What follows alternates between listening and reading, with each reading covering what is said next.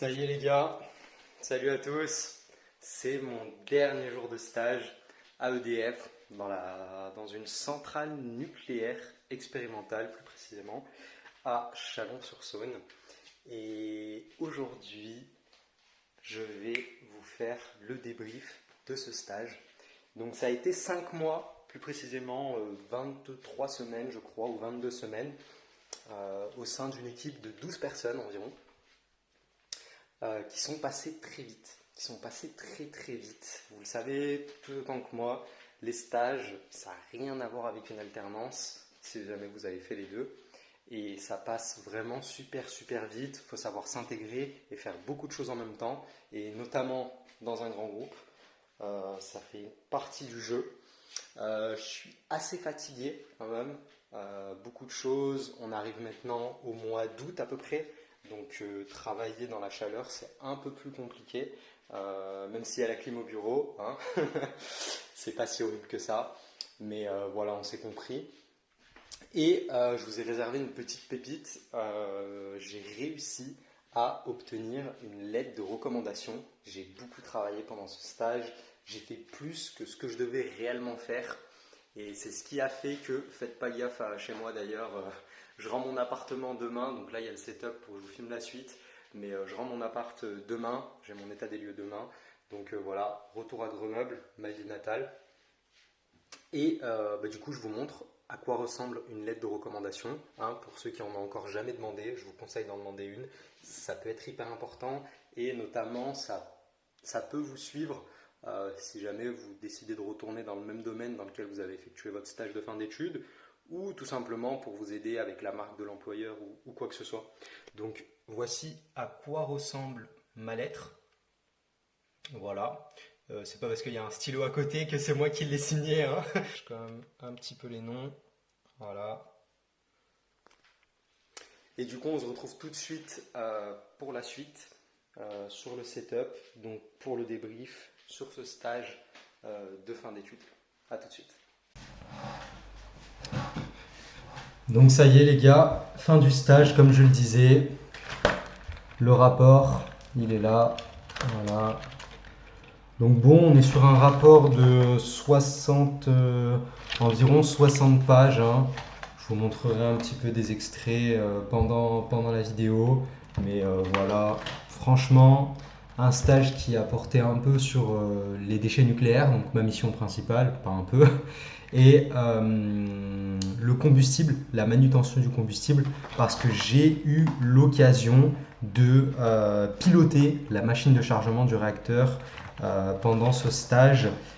Donc c'est un simulateur, hein, mais c'est un simulateur à l'échelle 1, donc comme vous pouvez le voir, je vous le montrerai par la suite. Bref, sans plus attendre, on démarre sur du coup le rapport de stage que je vous projette actuellement avec du coup mon planning de Gantt, le déroulement du stage, donc le déroulement réel. Alors il faut savoir que au début de ce stage, mon tuteur m'avait dit que j'allais être grosso modo vraiment sur une et une seule mission, un projet, et qu'en fonction des jeux de balles entre les différents clients, les prestataires, qu'on appellera partenaires industriels chez EDF, j'allais pouvoir faire des missions annexes.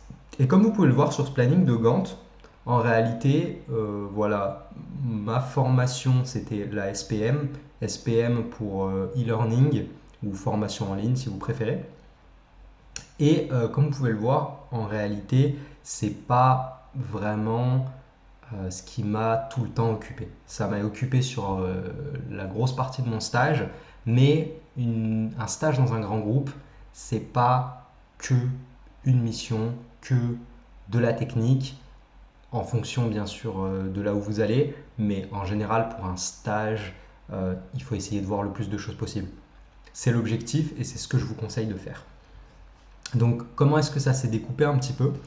Au début, il faut savoir que quand vous faites un stage à EDF, surtout sur une partie technique, donc moi j'étais intégré à l'unité de professionnalisation pour la performance industrielle, donc l'UFPI plus communément appelée l'USPI, de du coup la DPNT, la division du parc nucléaire thermique, la direction parc nucléaire thermique, aujourd'hui commandée par Cédric Lewandowski, pour ceux qui connaissent.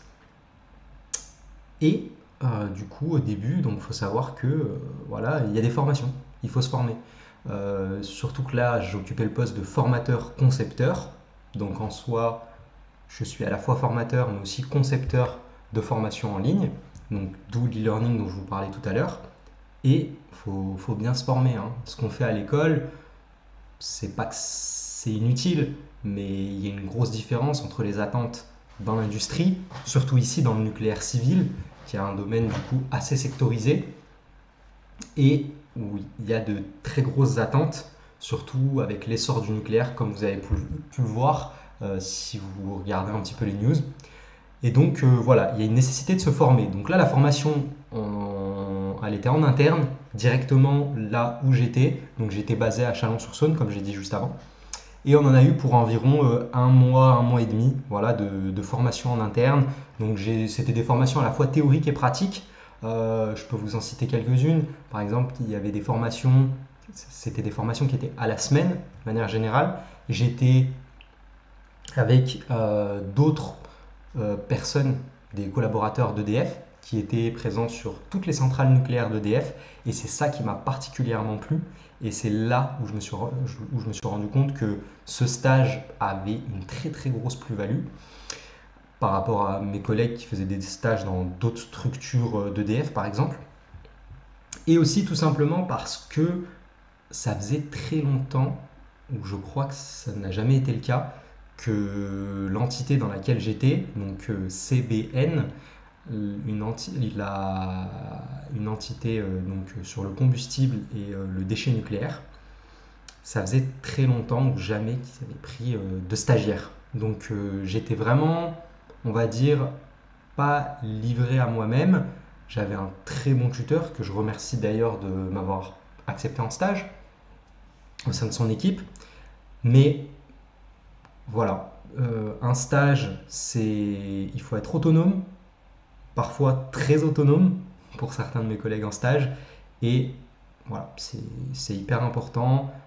La formation, comme je l'ai dit au départ, pour ne pas vous sentir perdu, essayez de parler le même langage que les autres, parce que ça aussi c'est quelque chose. Vous allez, en fonction du contexte, vraiment au début, pas parler le même langage que les autres. Il faut savoir qu'à EDF et dans le domaine du nucléaire, dans tous les cas, on va utiliser beaucoup d'anagrammes, bigrammes, trigrammes, des acronymes. Je peux vous en citer quelques-uns. Il y en a dans mon rapport de stage que je mettrai en description. Mais si je vous parle par exemple de CNPE, certains vont connaître, mais d'autres vont appeler ça des centrales nucléaires, comme moi je l'appelais avant de commencer mon stage tout simplement. Et CNPE, pour la petite anecdote, ça veut juste dire centre nucléaire de production d'électricité. Voilà. Donc c'est comment dire centrale nucléaire dans les règles de l'art, tout simplement. Et en fait, vous allez plus ou moins apprendre tout ça. Mais on ne peut pas tout savoir. On ne peut pas tout savoir et encore loin dans le domaine du nucléaire. Et c'est pour ça que c'est sectorisé, à mon sens. On a des domaines comme la radioprotection, la chimie, et j'en passe. D'ailleurs, j'avais des collaborateurs qui m'ont aidé pour réaliser la mission principale de mon stage qui venait de ces départements. Et voilà, c'est très technique, il y a de la documentation, mais il faut être curieux. Il faut être curieux dans ce genre de stage, et je pense particulièrement pour un stage à EDF, pour ceux qui voudraient postuler dans un stage à EDF. Donc, fini l'introduction sur le déroulement du stage. On va maintenant passer à la mission principale, donc le concret. Donc, c'est tout ce que vous voyez en rouge, sur le diagramme de Gantt.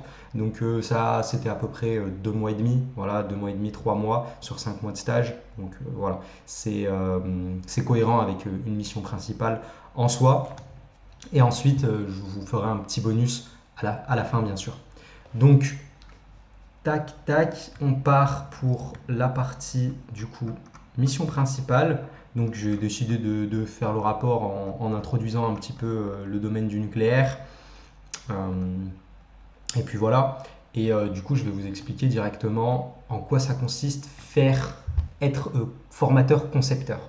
Donc il faut savoir qu'un formateur concepteur à EDF, si jamais vous avez envie de faire un stage dans ce domaine ou postuler en tant que formateur concepteur, si vous êtes tout simplement déjà à la fin de vos études ou autre, ou en reconversion professionnelle même, parce qu'on a besoin de vous, le domaine du nucléaire a besoin de vous, clairement. Voilà, production d'électricité décarbonée, c'est pas que c'est l'avenir, mais c'est qu'on n'a pas tellement le choix, à mon sens. Donc du coup, cette mission, elle consistait à développer une formation en ligne, comme je l'ai dit, avec un budget à la base qui était de 15 000 euros. Donc cette formation en ligne, elle avait pour objectif de régler des écarts dans les locaux dans lesquels les flux de déchets sont tout simplement réalisés. Donc il faut savoir qu'une centrale nucléaire, comme une maison ou n'importe quoi, elle a des déchets nucléaires et on a un référentiel dans ces CNPE, comme je l'ai dit avant, pour la production, la collecte, le conditionnement et l'entreposage des déchets. Donc là, comme vous pouvez le voir à gauche, le BR, c'est le bâtiment réacteur, donc c'est là où on va trouver le réacteur nucléaire, la piscine, la machine de chargement, et j'en passe. Le BK, c'est là où on va stocker le combustible et évacuer le combustible usé après les périodes de repos et de désactivation. Ensuite, donc on a le BAN, le BAC et le BTE. Comme vous pouvez le voir, BAN, BAC, BTE. Et c'est pour ça que du coup il s'appelle le référentiel BAN, BAC, BTE. Du coup le BAN, le BAC et le BTE, c'est tout simplement des bâtiments auxiliaires pour ces activités qui concernent le flux des déchets nucléaires. Donc ici, il y a une description plus complète. Je vous laisserai mettre pause à la vidéo, mais ce n'est pas l'objectif de détailler exactement ce qu'il y a là-dedans. Moi, l'objectif, c'est de vous faire comprendre qu'est-ce que vous allez faire dans ce stage quand vous allez devoir réaliser du coup ce genre de mission. Donc en fait, voilà un petit peu comment ça s'est organisé. Donc là, en haut à gauche, il y a le budget, comme je vous ai dit, de 15 000 euros. Et nous, ce qui nous intéresse, c'est ça. Voilà, c'est ça. C'est l'organisation des personnes sur ce stage, sur cette mission, excusez-moi. Donc, en fait, pour réaliser cette mission, il y avait 1, 2, 3, 4, 5, 6 personnes, grosso modo. Voilà, 6 personnes. Et moi, je devais échanger globalement à la fois avec mon tuteur de stage, aussi avec un ingénieur chargé d'affaires et à la fois avec 2 maîtres d'ouvrage, maîtres d'ouvrage, voilà, et un appui technique pour réaliser du coup cette formation en ligne. Bien évidemment, vous ne pouvez pas tout faire. Vous ne pouvez pas tout faire et c'est là où je vous rassure. Être formateur concepteur, vous allez être aidé, vous allez être accompagné, surtout dans un stage, vous sortez d'études. Moi, il faut savoir que je sortais d'un Erasmus à Politecnico di Torino, donc l'école polytechnique de Turin. Et voilà, faire un stage directement enchaîné sur un sujet si technique, ça peut paraître impossible au départ, mais voilà, il ne faut jamais avoir peur. Vous allez être accompagné. Donc, ça peut vous paraître beaucoup dans un premier temps, mais voilà, si vous faites votre stage à EDF, faut vous attendre à ce qu'il y ait beaucoup d'entités qui valident les choses. Le domaine du nucléaire, c'est un domaine où les validations sont parfois longues. On est sur du long terme, il faut aimer travailler sur le long terme et il faut être patient. Il faut être patient tout simplement. Et je pense que c'est une qualité qui me caractérise. Sinon, vous allez peut-être avoir du mal. Il ne faut pas avoir peur surtout de recommencer, surtout quand vous faites des formations. Voilà. On part directement du coup sur ce que j'ai proposé. Donc moi, ce que j'ai proposé tout simplement, c'est pour régler ces écarts. La grosse contrainte, c'était qu'il fallait redonner du sens aux bonnes pratiques dans ces bâtiments et ces locaux pour le tri, la collecte, le conditionnement et l'entreposage des déchets.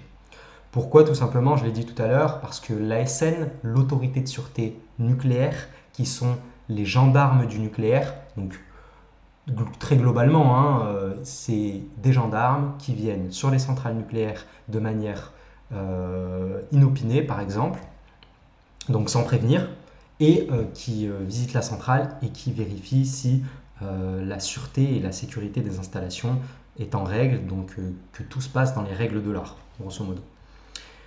Moi, j'ai dû tout simplement développer, comme je l'ai dit, une formation en ligne et j'avais 15 000 euros, comme je vous l'ai dit.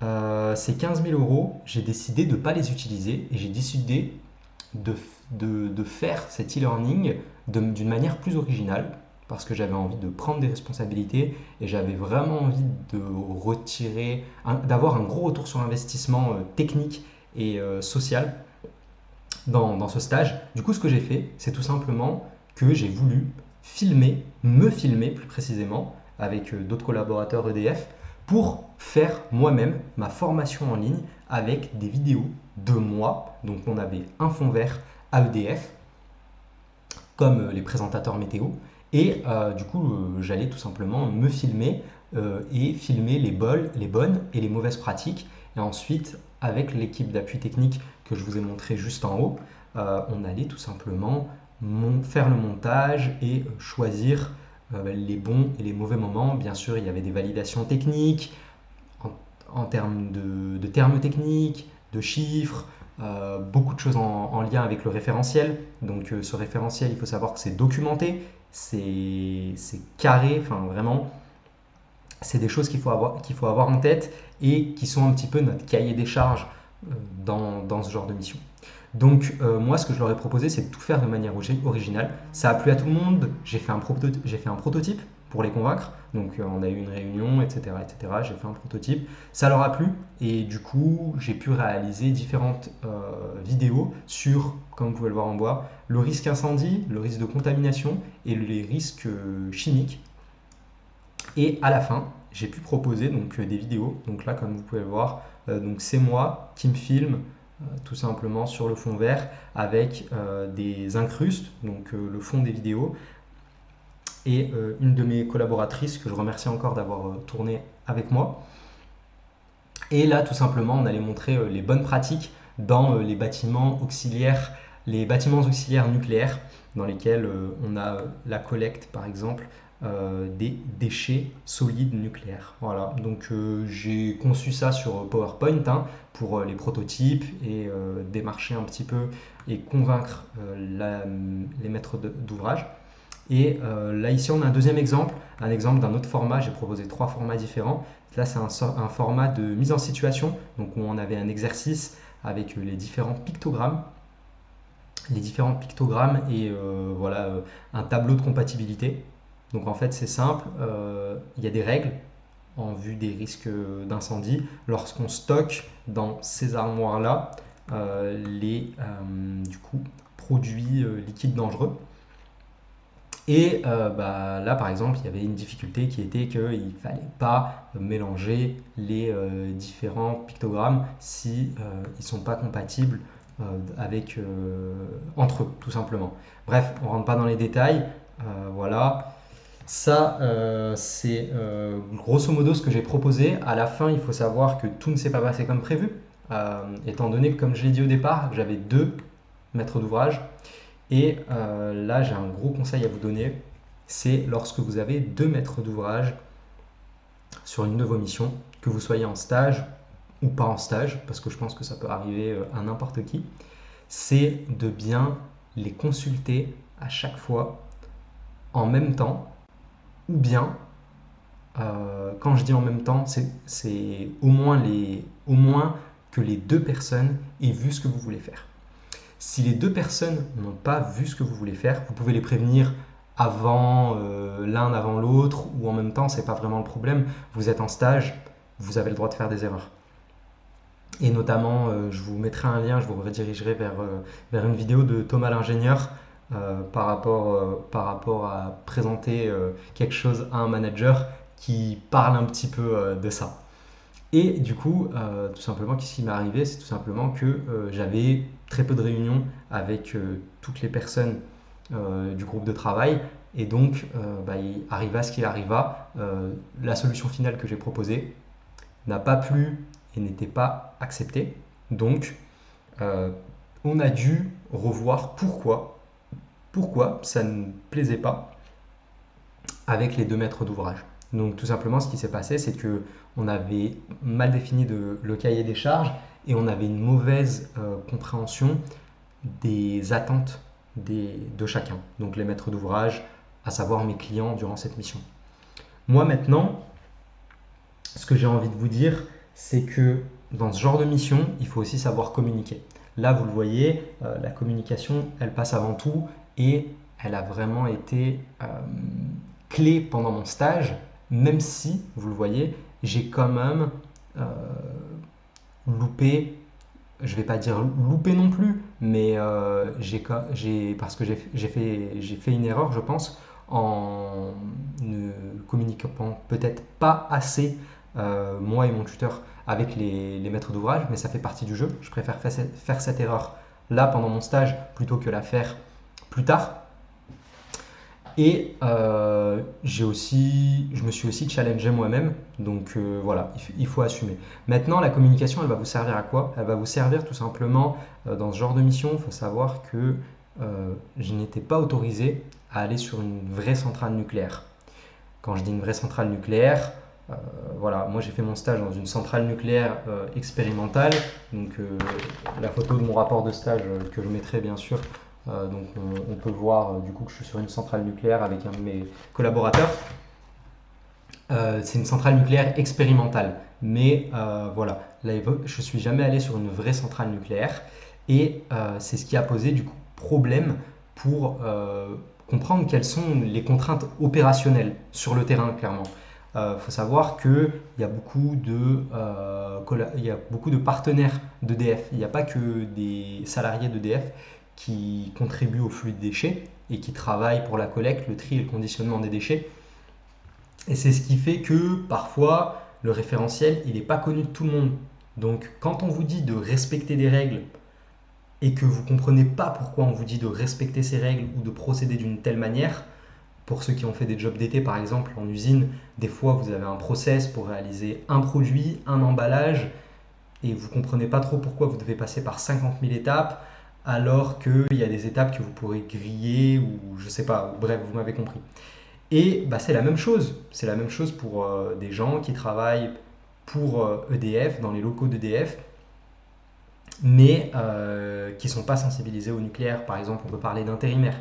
Et en fait, ça va être là le réel souci, c'est qu'il faut comprendre pourquoi ces gens-là ne sont pas sensibilisés à ça et qu'est-ce qui leur empêche de comprendre. Et c'est pour ça qu'il fallait que je communique. Par exemple, moi j'avais Teams où je pouvais utiliser mes emails pour aller contacter des gens que j'avais rencontrés pendant mes formations au début du stage. Donc je vous ai montré le planning de Gantt, voilà, pendant les formations internes. Donc j'ai recontacté des gens avec qui j'ai fait des formations, par exemple sur le processus des flux de déchets nucléaires, pour comprendre pourquoi, donc en discutant avec des ingénieurs déchets par exemple, pour comprendre pourquoi il y avait ces problématiques. Si les vidéos que je réalisais aussi et les scripts que j'écrivais et les mises en scène que je faisais étaient réalistes vis-à-vis du site et comment elles pouvaient s'implémenter. Donc pour moi, il y a cet aspect social et beaucoup de com qu'il faut prendre en compte. Et si vous n'êtes pas bon, vraiment ça peut vous porter préjudice ou ça peut vous freiner et vous ralentir énormément sur ce genre de mission. Voilà. Donc je pense avoir fait le tour. Je me suis noté quelques trucs. Donc ouais, je pense avoir fait le tour. Maintenant, on va passer à un petit bonus. Donc comme je vous l'avais promis au début, j'ai réalisé donc une deuxième mission pendant ce stage.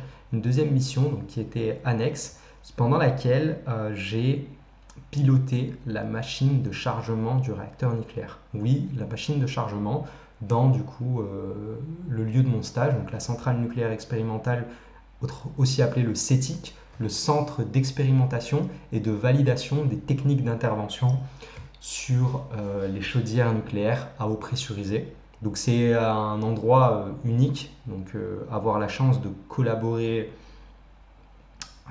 dans le pilotage de cette machine, c'était pour moi tout simplement unique. Et surtout, pourquoi? Parce que j'ai pu le faire en anglais. Là, vous allez me dire pourquoi en anglais? Tout simplement parce que vu que c'est unique, ce centre, eh bien, les collaborateurs d'EDF, par exemple EDF Energy en Angleterre, sur la centrale nucléaire de Sizewell B plus précisément, viennent collaborer avec nos formateurs pour faire des exercices et se défier envers la sûreté et la sécurité dans la manutention du combustible. Donc dans cette mission, qu'est-ce que j'ai fait? Je vous ai dit que j'ai piloté la machine. Pourquoi est-ce que j'ai piloté la machine? Tout simplement pour réaliser du coup ces exercices. C'était une semaine assez intense. Si on remonte rapidement sur mon planning du stage, c'est la semaine qui était juste ici, voilà, formation EDF Energy. Ok. Donc c'était une formation d'une semaine. J'ai dû me préparer au moins 1 à 2 semaines à l'avance de tête. Et tout simplement pendant cette formation, j'ai piloté la machine. Donc là, on a un schéma plus clair, voilà, de la machine sur le campus métier. Donc là, c'est là où j'ai réalisé le pilotage et c'est l'atelier. Et tout simplement, j'étais sur le poste de commande. Donc je vous laisserai mettre pause pour comprendre un peu mieux. J'ai fait visiter l'atelier à des étudiants de mon école. Je pense que ça vous plairait si je propose une visite, un de ces quatre, si jamais je continue à EDF après ce stage. Et tout simplement, du coup, j'ai piloté du coup cette machine, comme vous pouvez le voir ici. Voilà, comme vous pouvez le voir ici. J'ai piloté du coup la machine depuis ce poste de commande avec du coup mon tuteur dans le cadre de différents exercices. Et si vous avez des questions plus précises sur le fonctionnement, est-ce qu'il y a des difficultés, les contraintes, qui réalise ce métier sur une centrale nucléaire, je pourrais vous répondre en commentaire. Et en fait, ce qui s'est passé, c'est que moi, du coup, je pilotais pendant que les stagiaires anglais, eux, étaient des chefs de chargement. Donc les chefs de chargement, on va dire que c'est les yeux du pilote. Et le pilote, il a un écran qui est ici, juste en face de lui. Voilà, l'écran que vous voyez là. Et en dessous, il a une petite visu de la piscine. Donc en dessous, il y a la piscine. Et il peut rapidement voir, mais c'est pas précis, surtout qu'il y a une vitre. Voilà. Donc en fait, les chefs de chargement, c'est mes yeux. Et moi, tout simplement, je suis les bras et je pilote du coup la machine.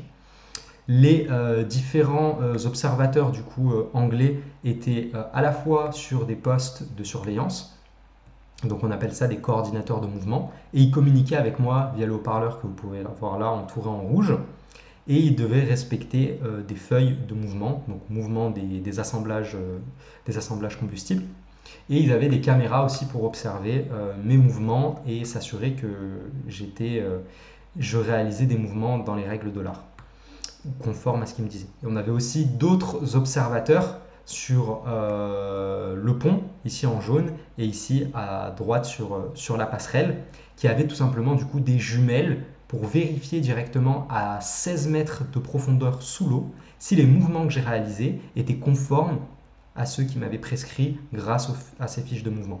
Maintenant, nous, comment est-ce qu'on a essayé de les challenger et les mettre en situation d'exercice pour voir leurs difficultés, pour voir leur capacité d'adaptation? C'est tout simplement qu'on a réalisé des mouvements, des mises en situation, comme je vais pouvoir vous montrer tout de suite. Donc là, on a un premier exemple. Ici, on a un assemblage que je peux par exemple soulever donc, par le haut.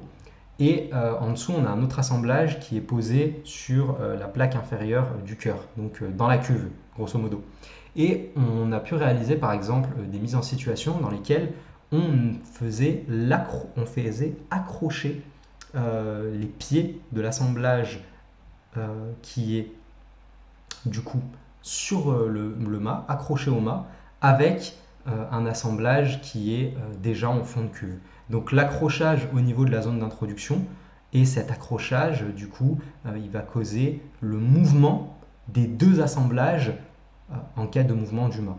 Donc dans ce genre de situation, voilà, de mise en pratique, comme je l'ai écrit juste là, je vous laisserai mettre pause à la vidéo, on a du coup les différents stagiaires qui se doivent de trouver une solution.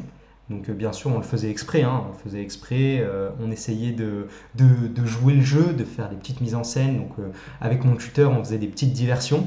Et voilà, voilà, on suivait ce genre de diagramme. Donc là, on a un diagramme de rechargement que j'ai traduit en français, parce que forcément, j'ai dû le suivre en anglais, pour le rechargement de la machine en fonction des fiches de mouvement. Voilà. Donc maintenant, pour terminer cette vidéo, je voulais vous donner surtout mes conseils pour ce genre de stage.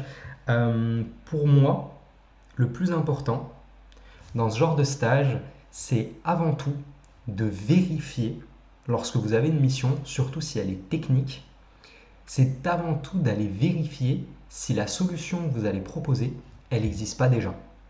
Quand vous êtes dans un grand groupe comme EDF, souvent, il y a beaucoup d'informations.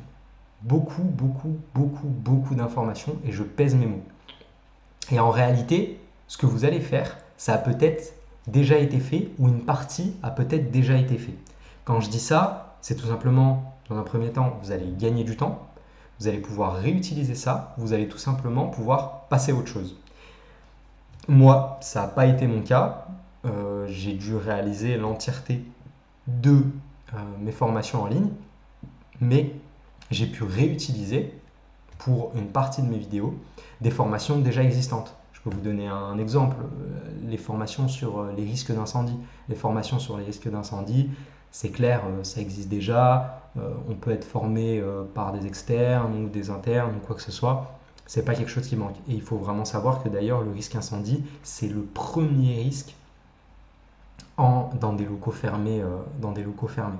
Voilà. Donc ça, c'était mon conseil principal. Et ensuite, si je peux vous donner un deuxième conseil ou une deuxième info plutôt, c'est de consulter pour ce qui est de la technique les mementos d'EDF. Donc là, c'est vraiment si vous êtes intéressé plus par les centrales nucléaires, c'est tout simplement les documents qu'ont les partenaires industriels d'EDF lorsqu'ils doivent intervenir sur ces centrales nucléaires, donc dans les locaux d'EDF, pour réaliser des interventions. Et c'est tout simplement les règles de l'art pour assurer toujours la sécurité et la sûreté des installations et des biens dans les locaux d'EDF. Voilà, c'est tout pour moi. N'hésitez pas à repartager cette vidéo si vous pensez qu'elle peut aider vos amis, votre famille ou tout simplement faire découvrir le domaine du nucléaire. Et moi je vous laisse et je vous dis à très bientôt.